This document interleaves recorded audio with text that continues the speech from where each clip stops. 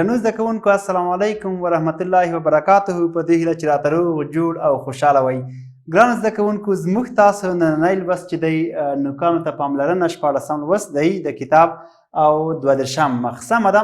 په دې به بحث کوو، خبرې به ورباندې کوو، د نوکانو د اوږدېدو په تاوانونو به خبرې کوو، همداسې به د دې چې کوم مشکلات پیښیږي په هغې به خبرې کوو، او هغه څوک چې مثال اوږده نوکان پرېږدي هغې ته یو ډول پیغام په اړه به خبرې کوو چې یو ډول پیغام ورته ولېږدوو. هغه در چا بېله د خیر په خپل ځای به بحث کوو ورسره. خو مګم راځم لنډ باید پوښتنې وکړم چې تېر درس زموږ څه شي و؟ آفرین د تنباکو زیانونه وو، په هغو باندې وغږېدو. هغه څوک چې نشه یي توکي کاروي، نشه یي توکي استفاده کوي، له کومو ضررونو سره به مخ وي، له کومو تاوانونو سره به مخ وي. څوک چې نشه یي توکي کاروي د خلکو ترمنځ به څه ډول ورته په کومه سترګه کتل کېږي که نه. ګورئ نسوار یو عادي عمل موږ تاسو بولو که نه، یو عادي شی یې بولو په خپل ژوند کې. په کلي کور کې مثال اکثریت خلک یې کوي نسوار که نه، ډېری خلک نسوار اچوي. خو مګم د نسوارو د تاوان په اړه باندې موږ څومره خبرې وکړې. ګوره چې څومره تاوان رسوي که نه. همداسې سګرېټ در واخله چې موږ تاسو ډېر عادي بولو، په خپل جیب کې کوتاه ښه په افتخار باندې تړاک ولګوه، وڅکوه که نه، د دې پوکه د یوې خونې وڅکوه د بلې خونې پوکه که نه. ښه افتخار یې بولو د ځان لپاره، ښه مثال عادي شی یې بولو. خو مګم د هغو هغه ستونزه باندې مو چې خبرې وکړې څومره ضرر لري. ګورئ وجود ته که نه، موږ تاسو وجود له کومو ستونزو سره مخامخ کوي، په دې به څومره خبرې وکړې. او تر څنګ ورسره ګورئ یو شی بل چې له یاده مو ونه وځي، هغه دا چې موږ تاسو د نسوارو او د نسوارو خو خیر دی، هغه نتیجه هم راونه ایستله، ځکه کار هم ورباندې ونه کړو. په د سګرېټو باندې چې کار وکړو چې موږ تاسو یو عادي شی بولو.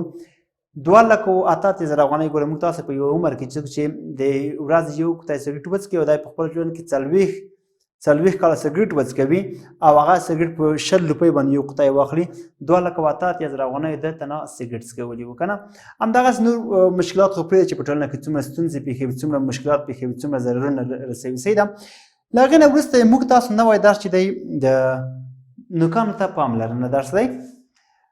نوکانو ته پاملرنه دغه د ګوتو سروکو چې دي دا نوکان دي. ګوره د ما نوکان وینئ څومره واړه واړه دي، وینئ.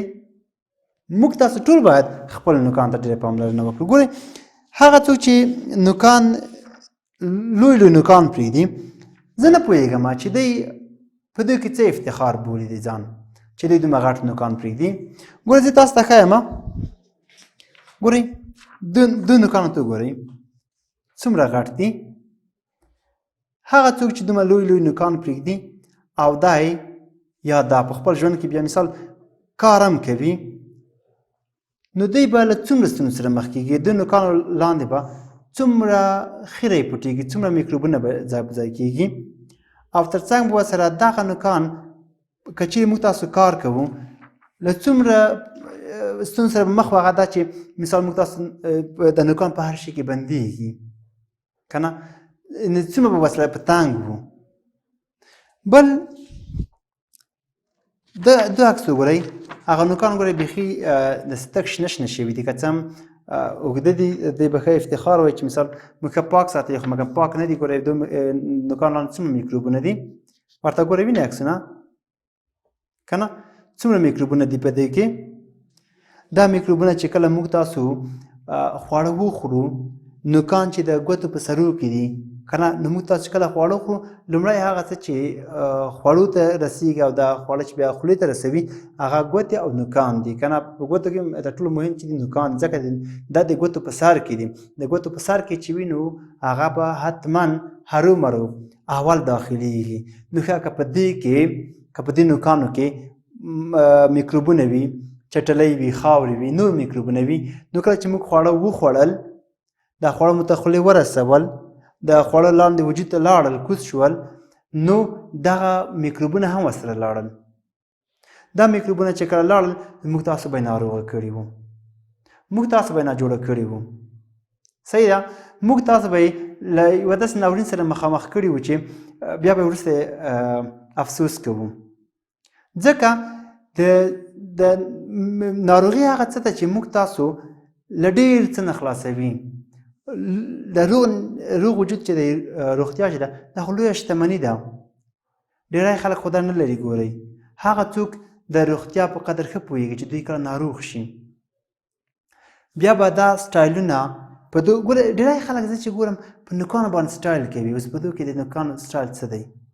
سړی د نوکان خو هغه څه دي چې ته باید د ګوتو سرونه د ګوتو سرونه خو باید نور که نور څه کوي خوړو ته خو کوزوي که نه دا خوړو کې راخلي خوړو سره خو لګوي دا وجود ته خو بیا داخلېږي که نه که نه نو دا چې وجود داخل شو نو موږ تاسو ناروغه کړو نو بیا هلته د ناروغۍ په چې باندې په ولا وي چې کاشکې نه وای ناروغ شوی که نه دا چې جوړ شم بیا به کله نوکان پرې نه ږدم نو زه به خپل نظافت ته پاک ډېر پام کوم او پاکوالی چې دی د ایمان یوه برخه ده. ګورئ ځینې نوکان چې دي چې لوی پرېږدي بیا یې صحیح ساتنه ونه شي کړلی یا عادي کار ورسره وکړي بیا ماتېږي. کله چې مات شي زه اوس دلته ما سره یو عکس دی لکه زه خپل دا عکس چې ګورم زړه مې ورته بل رقم کېږي که نه وینئ دوی به خپله څومره مشکل کې مخ شوي وي. هغه څوک چې دومره غټ غټ نوکان پرېږدي او دا نوکان بیا ماتېږي مات شي ځکه دا نوکان خو د کار په مقابل کې مثال یعنی مقاومت نشي ښودلی ځکه دا خو ډېر نازک شی دی. کله چې عادي کار هم ورباندې کوو نو د نوکان به ماتېږي که نه.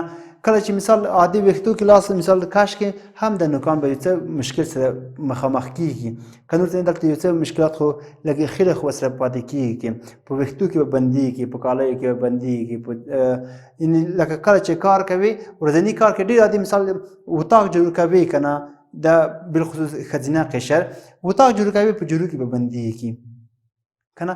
ګورئ وایي چې زه بیخي که څوک وایي چې زه بیخي دا هغه ته نوکان خیره نه ورپرېږدم نوکان ته خو دا کوټه چې جوړ کوي دلته خو خیره ورځي که نه هغه ګرد خو ورځي دا ګرد چې ورغی نو دا خو بیا خپل هغه میکروبونه شول که نه.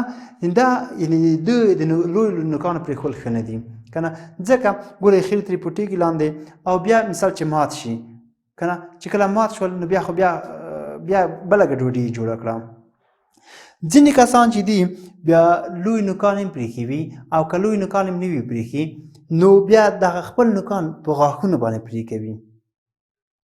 ګورئ دلته یو عکس ما تاسو ته راوړی دی دا عکس دی تاسو ورته ګورئ وینئ دا نفر دی دا غاښ په خوله کې نیولی دی دغه نوکانې په غاښو کې نیولي دي دا نوکان پرې کوي په خپلو غاښونو باندې.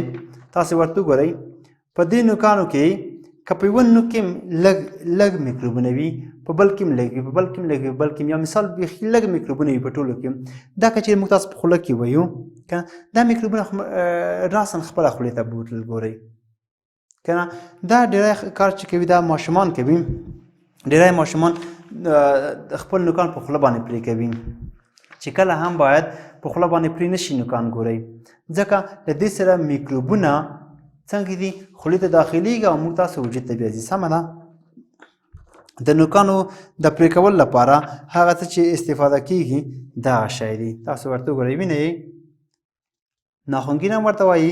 اوس ډېری خلک پښتانه پښتو کې ورته نوکغوڅ هم وایي. صحیح ده دغه که نه دا هغه څه دي چې نوکان پرې کوي. نو ښه موږ تاسو چې د نوکانو په ارزښت باندې پوه شو چې نوکان څومره ارزښت لري او د هغو په ګټه باندې پوه شو چې مثال موږ تاسو باید نوکان خپله په څومره زر واخیستلی شي ښه دي په دې پوه شو بیا به کله هم غټ غټ نوکان پرې نه ږدو ځکه غټ نوکان خو ډېر ستونزې لري.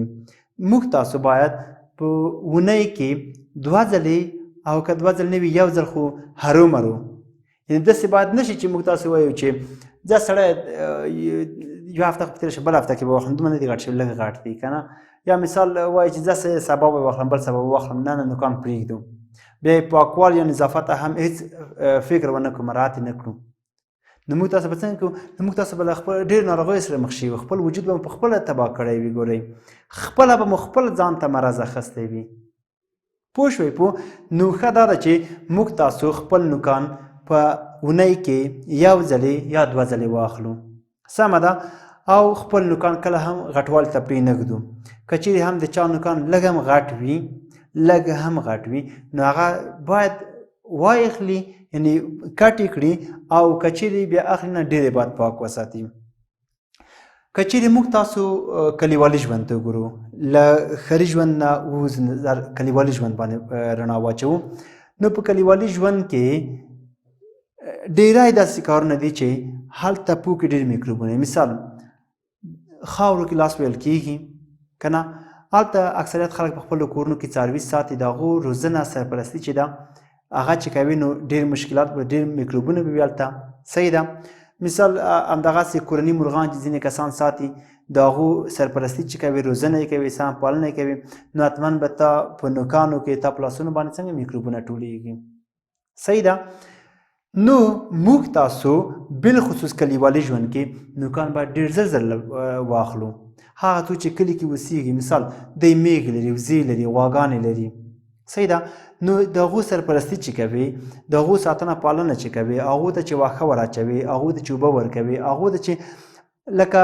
هغوی چې پالې خو هر اړخیز خوا یې کې راځي که نه نو ته څه وایې چې دغه لاس دې کله په دو حیواناتو ولګېږي په دو خاوره ولګېږي په دغو ځایو باندې ولګېږي نو څه وایې چې د نوکان لاندې به لږ میکروبونه هم پاتې نه شي خو پاتې کېږي که نه ښه دا میکروبونه چې پاتې شول نو موږ تاسو باید څنګه وکړو موږ تاسو نوکان باید واخلو که دا میکروبونه پاتې شي موږ تاسو خواړه وخورو دا خواړه د میکروبونه د خوړو سره یو ځای زموږ وجود ته داخل شي نو موږ وجود کې به څومره مشکلات پیدا کړي وي څومره ستونزې به پیدا کړي وي خو بیخي ډېرې که نه موږ تاسو چې ناروغ شو بیا ډاکټر ته لاړ شو هغه یوه پنډه دوا راکړي یوه پنډه پیسې رانه واخلي نو بیا وروسته ونه وایي چې کاش نه وای ناجوړه شوی که دا ناجوړه شو نو بل ورته به زه بیخي داسې نه کوم همیشه به خپل روغتیا ته ډېر پام کوم بیا به دا خبرې کوو همداسې به نه وایو وایو آفرین بالکل به وایو نو ښه څه دي ضرور دا ده چې خپل نوکان باید پاک وساتو که نه له چټلیو څخه له میکروبونو څخه له نورو شیانو څخه باید پاک وساتو ځکه نوکان چې دي د ګوتو په سرونو کې دي د ګوتې هغه څه دي یا د ګوتو سرونه هغه څه دي چې کله چې خوړو ته داخلېږي اول ګوتې دي سمه ده نو کله چې ګوتې خوړو ته داخل شي او خواړه خولې ته او له خولې څخه وجود داخل شي نو میکروبونه به جفت ورسره یو ځای داخل شي سمه ده نو ګرانو زده کوونکو تاسو هم خپل نوکان په هفته کې یا اونۍ کې یو ځلې یا دوه ځلې حتما واخلئ پاکې وساتئ پاکې ومینځئ په خوله باندې مه اخلئ په ناخونګیر باندې واخلئ سمه ده آفرین درنو زده کوونکو نن همدومره بس و راتلونکي به له خیره نوکان ته پاملرنه درس ووایو خو تاسو یو ځل مخکې دی چې زه درته ووایم تاسو په خپله درس ووایئ سخت لغتونه معنا کوئ او بیا به له خیر سره یو ځای مخ ته ځو سمه ده تر بیا هم په خدای سپارم ښې چارې ښه وختونه